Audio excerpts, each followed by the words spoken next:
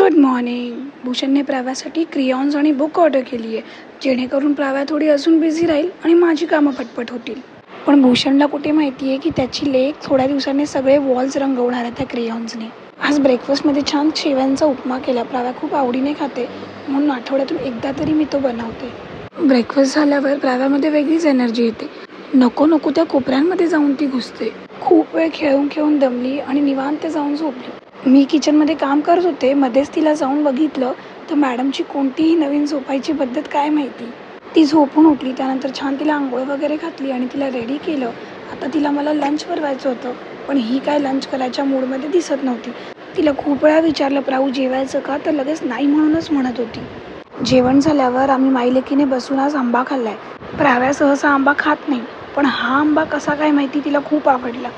संध्याकाळी स्वतःच घंटी घेऊन घरभर फिरत होती आणि मला म्हणत होती, चल मम्मा देवबाप्पाची पूजा करू.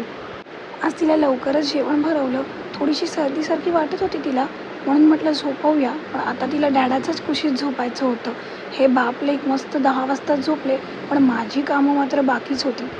मग काय, आले किचनमध्ये आणि केली पटपट कामांना सुरुवात. आय होप तुमचाही दिवस छान गेला असेल. पुन्हा भेटूच उद्याच्या व्लॉगमध्ये.